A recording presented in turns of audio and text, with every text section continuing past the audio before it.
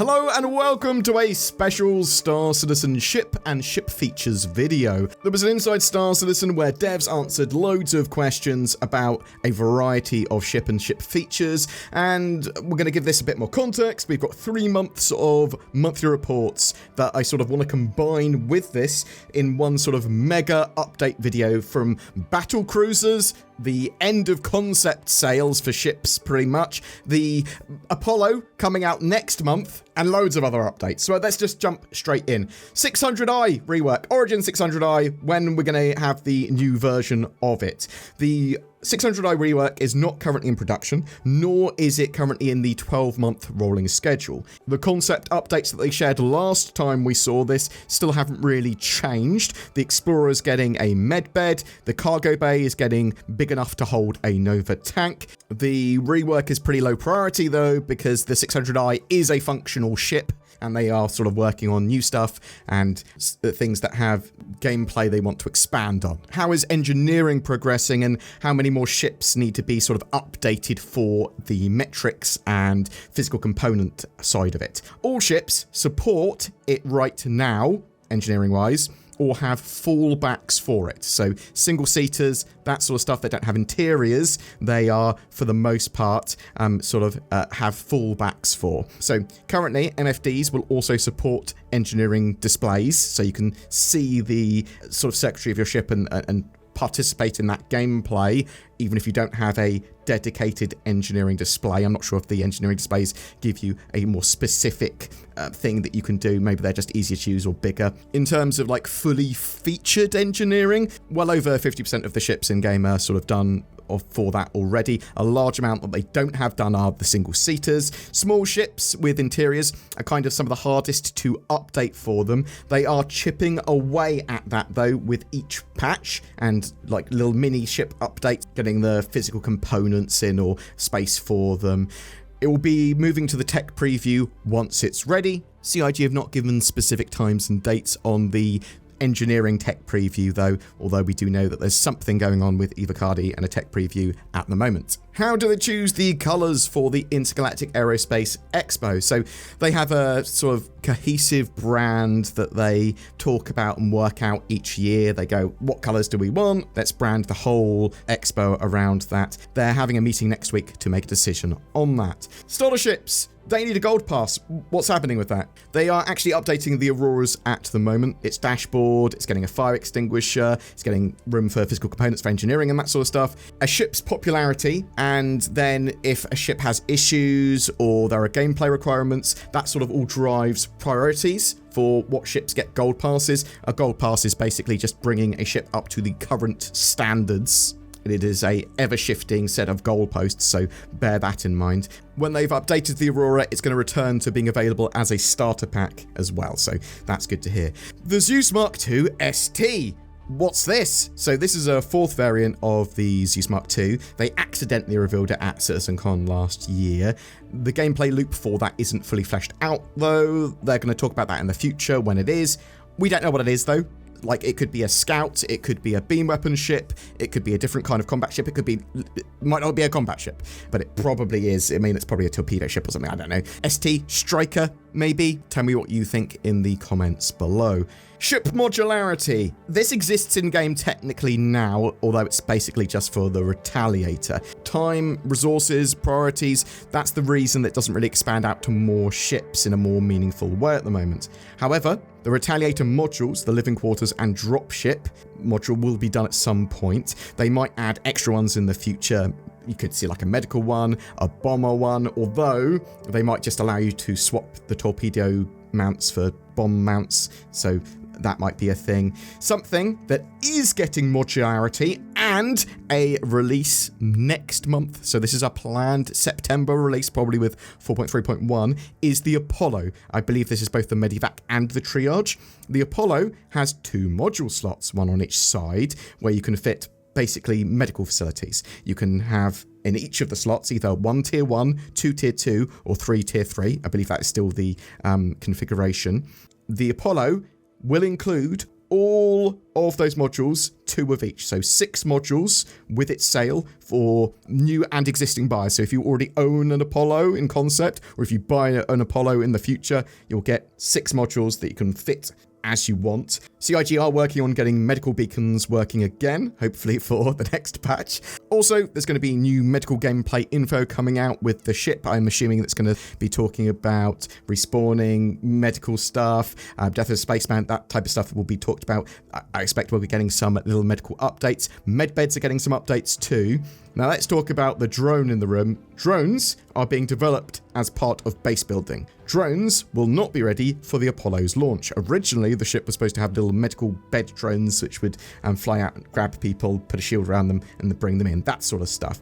Medical gameplay has changed for the ship, and updates are being worked on now. I say for the ship, medical gameplay has changed in general. The ship still has space for drones, and it sounds like they're trying to work out whether or not they're necessary to the core gameplay of the ship anymore. Drones might be added to it in the future still. I think one of the things they wanted to do was like, well, it might not be getting its drones, certainly not getting them at launch, but have the 6 modules for the ship so that you can configure them as you want. Going briefly back to modular bits and bobs, the command module's being worked on. This is for ships like the Caterpillar and the Ironclads. Its cockpit basically can detach and then reattach, and that will transfer control from the cockpit, which is effectively its own little ship, to the thing it's attached to. It's the same sort of tech they're also going to be using for the Endeavour, I assume, so that it can detach from the rear section. The technical feature team's working on it now, though it needs more work than what is showing on the progress tracker at the moment. Bespoke weapons. Last couple of ships, the Meteor and the Wolf, have had bespoke weapons. This is kind of a coincidence rather than an initiative to make all ships have bespoke weapons. Bespoke gear, so more unique gear, more specialist gear, allows for more control over a ship's balance. It gives them the ability to also build them to different metrics than to normal weapons. And they go, these normal weapons wouldn't fit for X reason. That's true of the Wolf, right? They've got fold-out weapons, those size 4s. A normal size 4 weapon wouldn't fit there. Bespoke doesn't mean that it can't be changed either. Just means that it requires a specific weapon or a more limited choice of weapon. At the Intergalactic Aerospace Expo, they might have some more stuff related to that, specialist and bespoke weapons. I'd urge CIG to name the weapons like special weapons, specialist weapons, or unique weapons, limited weapons, something like that, so you can go, okay, yeah, so I know that this hull has a set of limited weapons that can only be used with this hull or these mounts. They also outlined a couple of ships that are going to have bespoke weapons that are coming out in the near future. The Perseus's turrets, they're massive, they are very much the main draw to the Perseus, being a big brawler with some big old weaponry. And there is another ship or vehicle that's coming in October, or they're revealing in October, that's going to have something bespoke to it. This video is sponsored by Tobii Eye Tracker 5s. They're on sale at the moment. It's Tobii's 24th anniversary, and to celebrate, you can use my link below to get 20% off until the 20th of September. Do you want high-precision head and eye tracking that's natively supported in Star Citizen? If the answer is yes or maybe, well, you can catapult your immersion and control to the next level by grabbing yourself one. Look, aim, react more freely, give yourself more options in ships, vehicles, and while on foot, just while playing the game, I suppose. And there are features like camera boost, which is a bit like mouse acceleration for your head and eyes, but actually really useful. It enables you to check around more easily, tracking an enemy fighter that's to the side of you, or looking out a window, or enabling you to check over your shoulder. The Tobii Eye Tracker 5 also supports a variety of other games and features, and there is also a sweepstake going on at the same time that you can get involved with. Buy one now. What do you have to lose other than the money you spent on buying it? I see the issue. You'll probably like it. Links below.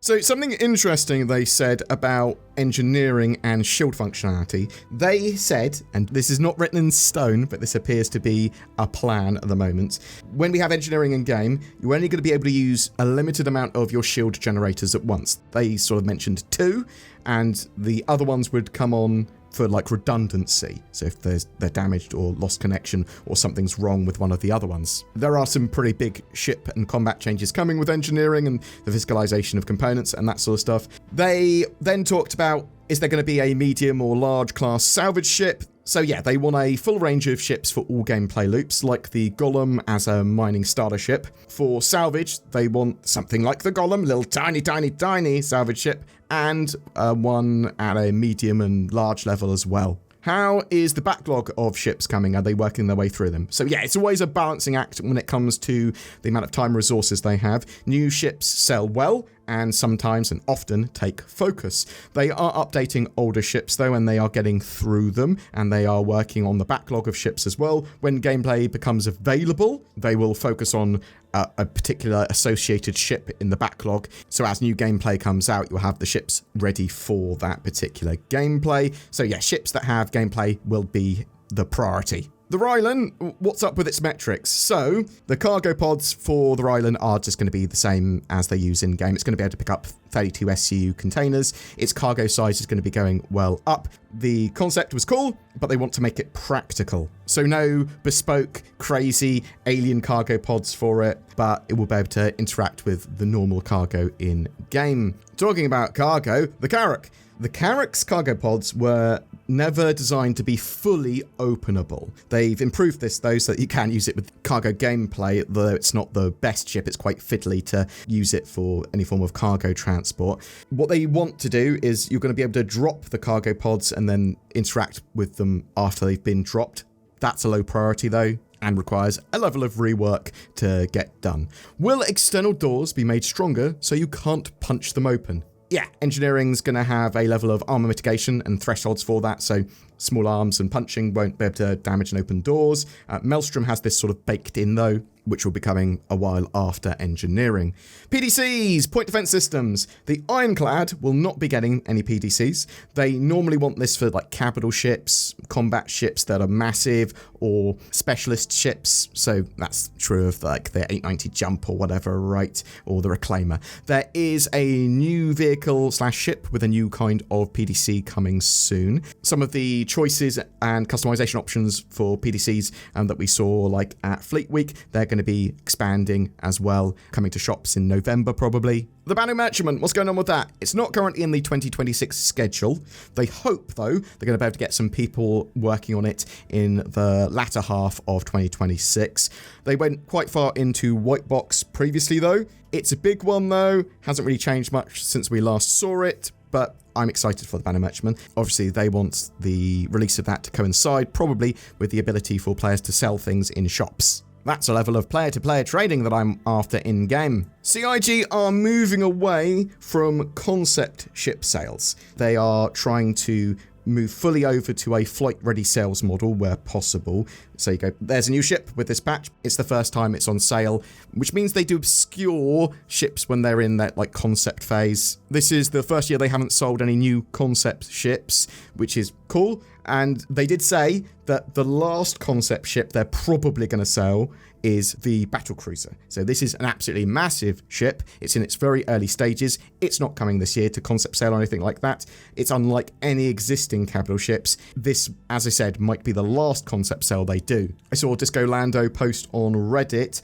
saying, worth noting that we did say the BattleCruiser from the original stretch goal is likely to be our last concept promotion whenever it arrives. Put another way, we're trying to be strictly straight to flyable with anything new. This started last year and will continue through this year and into the foreseeable future, with one possible exception for the BattleCruiser, which is likely to be revealed as a concept when the time comes, is promised from ye olde days in the original stretch goal campaign, is intended to be revealed sometime in the future when it's ready, not this year, after which we'll continue with our straight to flyable anything new initiative, which began in 2024. Just in before someone much later goes, but Reddit said they said no more concept ships ever. Oh, some other cool bits. Rearm, repair, refuel in a ship's hangar will be available in-game in the near future, apparently. What does this mean?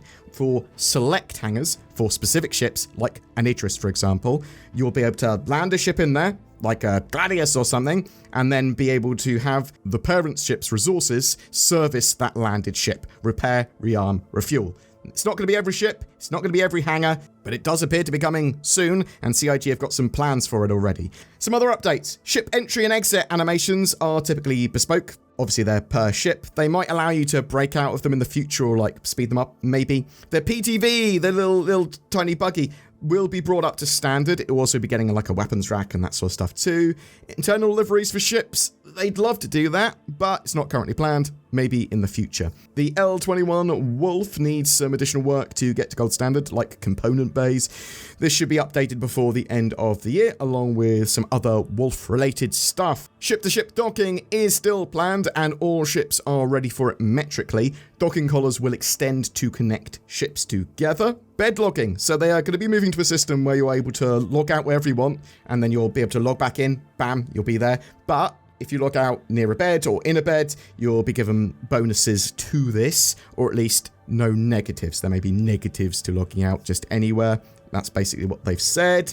There are lots of ships coming in November for the Intergalactic Aerospace Expo. There's a lot of work currently going on for CitizenCon, so expect a bit of a drought from CIG when it comes to their shows. Now, beyond all of that, I have some additional ship updates from the monthly reports and roadmaps and that sort of stuff. In May, we found out that the consolidated Outland Pioneer was in its white box phase. It's an extensive white box phase, though, and CIG were like saying the complexity and scale of the ship means that it's going to be a significantly longer than normal phase. In June, we found out that the pre-production of the Gatak Raylan began. It's going to be going into full production later this year, if it hasn't already. A new variant also entered pre-production. Apparently this is going to be the fastest vehicle through the production pipeline. I don't believe they've already released that. I mean, it might have been referencing like the ATLS ICTY or something. From the July monthly report, we've got the Anvil Paladin that had a grey box gate review. This highlighted some of the challenges on the turret setup. The ship's development has benefited from the Asgard, though. They're ploughing along with that. The Drake Ironclad, they've been improving traversal around the ship. The Ironclad Assault has also progressed through its white box. I believe the Ironclad, the standard one, is in its grey box phase. Citation needed, though. The RSI Perseus progressed through its Lord Zero phase. The exterior is now receiving the fine detail work to bring it visually in line with the rest of the RSI ships. It's expected to be released with the Intergalactic Aerospace Expo in November. The Drake Kraken has had further pre-production work. This is going to be going into full production later this year. They've added a med bay to it as well. Also, there is at least 3 unannounced ships that they're progressing through, and they're in various stages of white box, grey box, whatever. I think one is actually close to release. One of those might be the variant that we mentioned a minute ago. Boom! That's your updates on ships for this week or month or whatever. There was quite a lot there. I hope you enjoyed it. Please tell me what you think in the comments below. Are you super excited for a particular ship or vehicle? Are you upset that CIG aren't working on something specific, or that something's changed that you'd hoped for? Are you like, no, I need drones for my Apollo? Or you're like, well, actually, no, I just want to do medical gameplay, and it's awesome that they gave us a load of these modules that we can just use. What does the ST stand for in the Zeus Mark II? When is engineering going to finally come to the tech preview? Whatever your thoughts or questions, check them in the comments below. Thanks very much for watching. Get yourself some NordVPN. You might as well click the links below if you want a big discount on a VPN. And NordVPN's the one I use, and the one you might use too. I get money, you get a VPN, everyone's happy. Except for the people that are trying to, steal your internets.